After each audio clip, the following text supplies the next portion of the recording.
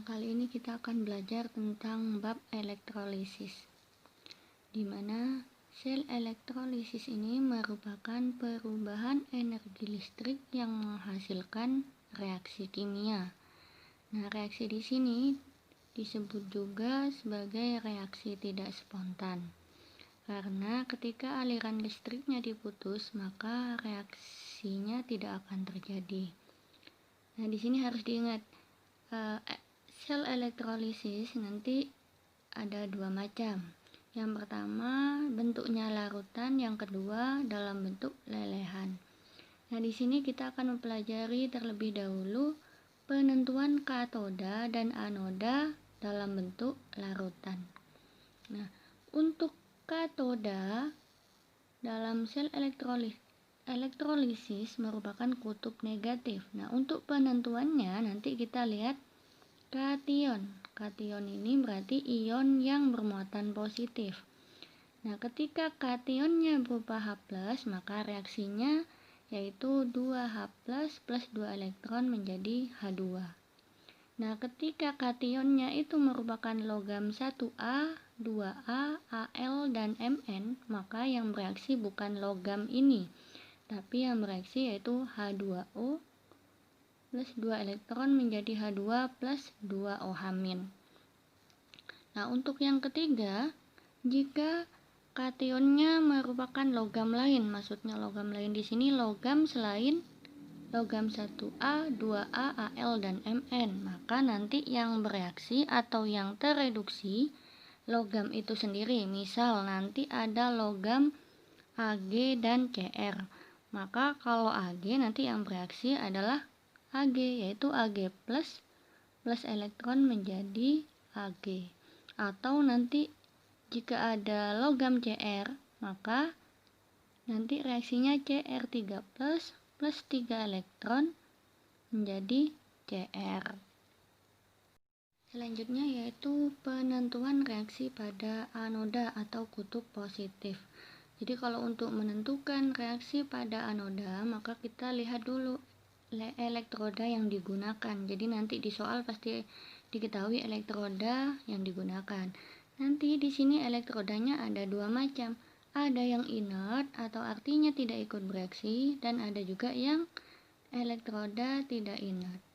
Jadi elektroda inert itu hanya ada 3 logam, yaitu Pt atau platina, Au emas, atau C karbon atau grafit.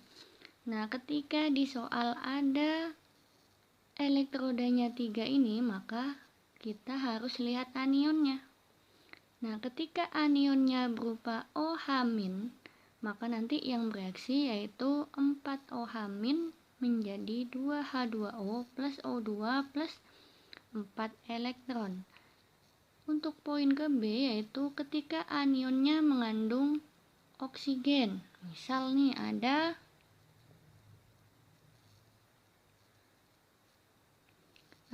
NO3-. Nah, di sini NO3- mengandung oksigen. Maka nanti reaksinya yaitu 2H2O menjadi 4H+ plus O2 plus 4 elektron. Sedangkan poin yang C yaitu anion tanpa oksigen. Misal di sini contohnya Cl-.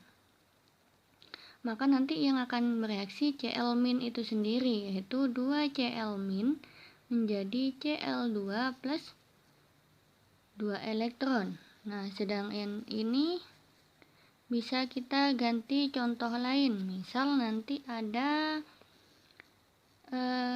Br-.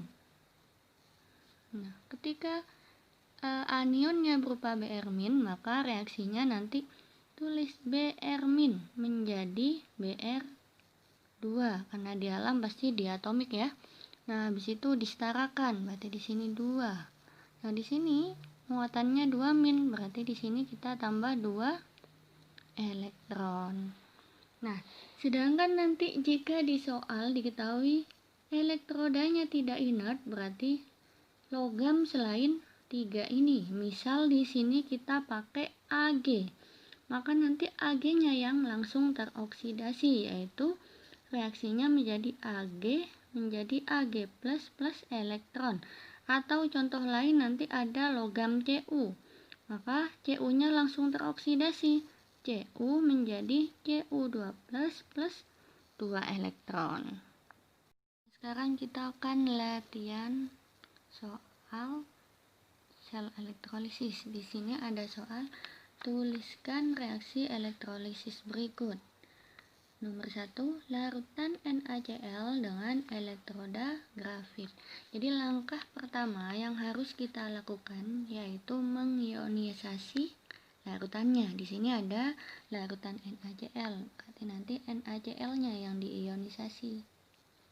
Nah, NaCl diionisasi menjadi Na plus Cl min. Nah, selanjutnya baru kita nentuin reaksi di katoda dan anoda. Yang pertama kita nentuin reaksi di katoda dulu. Nah, harus diingat katoda di sini kita harus lihat kation. Nah, ternyata di soal ini kationnya yaitu berupa Na+. Nah, setelah itu kita lihat kation Na+ ini kira-kira masuk yang poin keberapa? Oh, ternyata Na+ ini merupakan logam 1A, sehingga di sini masuk ke poin B, logam 1A. Maka reaksinya yaitu H2O yang tereduksi. Maka kita langsung tulis 2H2O ditambah 2 elektron menjadi H2 plus 2OH-. Nah, selanjutnya yaitu reaksi di anoda. Nah, untuk anoda harus diingat di sini anoda kita lihat elektroda. Nah, di soal ini ternyata elektrodanya menggunakan grafit. Grafit itu nama lain dari karbon. Nah, ternyata di sini karbon merupakan elektroda inert, maka kita harus lihat anionnya. Nah, ternyata di soal anionnya berupa Cl-. Nah, kira-kira Cl- ini termasuk poin keberapa? Oh, ternyata Cl- ini merupakan anion tanpa oksigen. Nah, kalau anion tanpa oksigen, maka anionnya langsung bereaksi di sini. Maka kita tulis Cl- menjadi Cl2. Lalu kita setarakan. Ditambah 2 elektron. Nah, untuk soal yang kedua yaitu larutan H2SO4 dengan elektroda PT. Jadi sama langkah pertama kita mengionisasi H2SO4 terlebih dahulu. H2SO4 diionisasi menjadi 2H plus SO4 2-. Nah, selanjutnya kita tentukan reaksi di katoda. Katoda, lihat kation. Kationnya di sini berupa H+. Oh, ternyata berarti masuk poin yang A ya, yaitu kation H+. Maka reaksinya langsung ditulis, yaitu 2H+ plus 2 elektron menjadi H2. Nah, untuk penentuan anoda harus diingat yaitu melihat elektroda. Di sini elektrodanya PT. Nah, ternyata PT merupakan elektroda inert, maka kita harus lihat anionnya. Oh, ternyata di sini anionnya berupa SO4 2-. SO4 2- yaitu anion yang mengandung oksigen. Maka kita lihat poin yang ke B, anion mengandung oksigen. Sehingga reaksi yang ada di anoda yaitu H2O.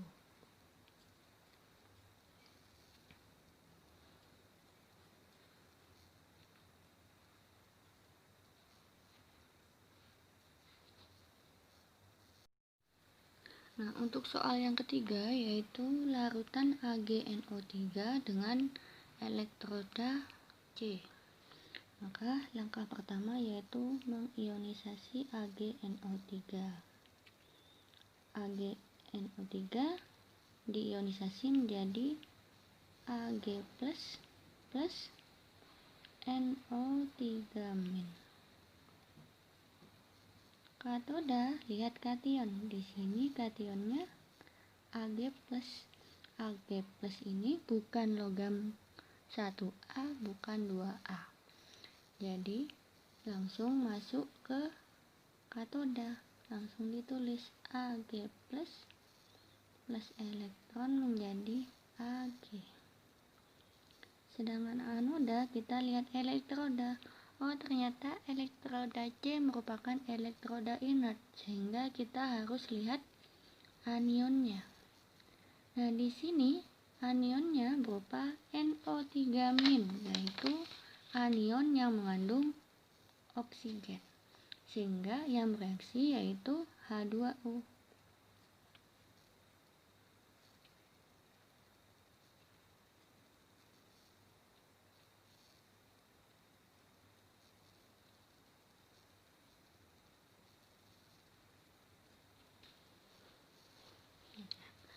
Untuk soal selanjutnya yaitu larutan Na2SO4 dengan elektroda Ag. Nah, Na2SO4 kita ionisasi dulu, berarti menjadi 2Na plus SO4 2-. Nah, katoda kita lihat kation. Ternyata di sini kationnya Na+. Na+ itu merupakan logam 1A. Nah, diingat-ingat tadi kalau logam 1A maka yang tereduksi yaitu H2O-nya.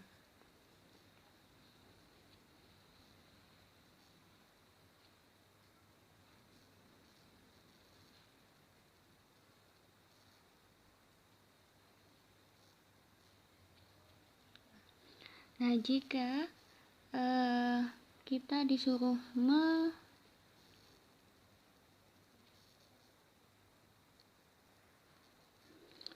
untuk reaksi di anoda,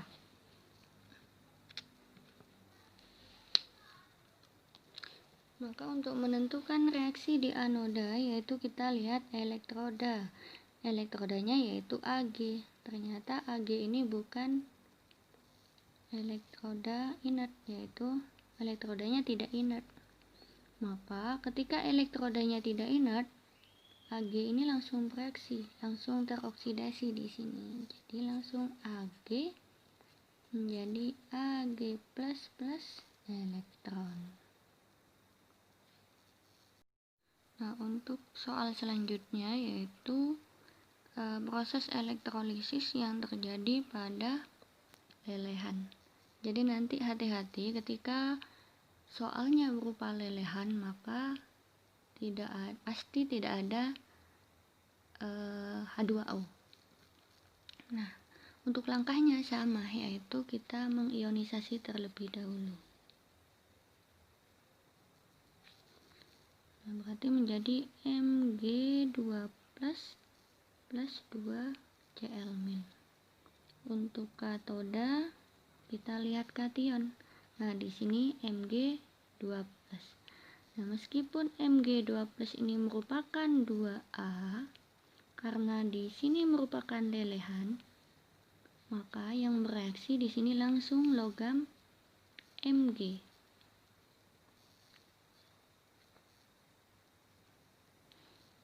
Kenapa bukan H2O? Karena lelehan itu tidak ada air ya. Nah, untuk anoda, tetap anoda kita harus lihat elektroda. Nah, ternyata elektrodanya di sini inert. Kalau inert kita harus lihat anion. Di sini anionnya ada Cl-. Ternyata anionnya tanpa oksigen. Kalau tanpa oksigen berarti anion Cl- langsung bereaksi di sini. Plus 2 elektron. Nah, Untuk selanjutnya yaitu ada lelehan Al2O3 dengan elektroda PT. Kita ionisasi dulu menjadi Al3+ plus 3O2-. Nah, nanti kalau misal ada yang masih belum paham tentang atau cara penentuan ionisasi, maka nanti saya akan buatkan video khusus proses ionisasi suatu senyawa. Nah, langkah selanjutnya katoda. Tetap tadi katoda, lihat kation. Di sini kationnya Al3+. Karena bentuknya lelehan, maka logam Al-nya langsung tereduksi.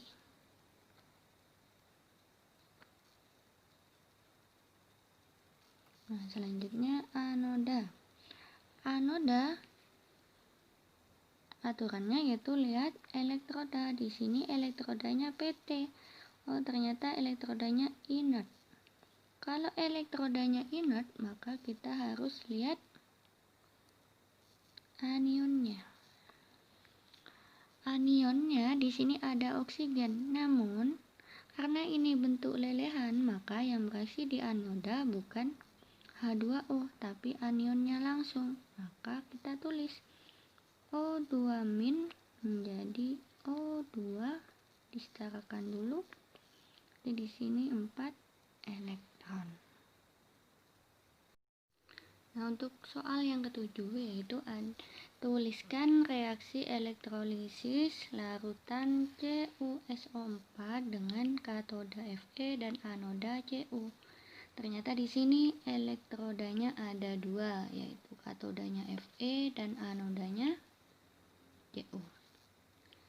Nah, langkahnya sama, yaitu berarti larutannya kita ionisasi dulu. CuSO4 diionisasi menjadi Cu2+ plus SO4 2-. Nah, katoda. Nah, di sini ada katoda Fe ya. Tapi untuk sel elektrolisis, penentuan reaksi di katoda tetap kita harus lihat kation. Jadi nggak boleh lihat ini. Jadi ini diabaikan. Jadi tetap kita harus lihat kation. Nah, di sini kationnya Cu2+. Nah, Cu2+ ini merupakan logam lain atau logam yang bukan golongan 1A maupun 2A. Jadi kita langsung ditulis di sini.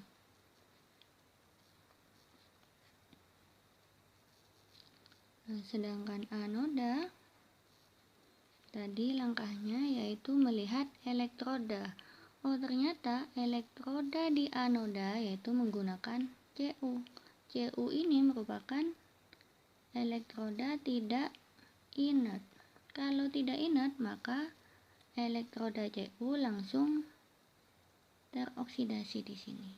Maka jadi Cu menjadi Cu2+ plus 2 elektron.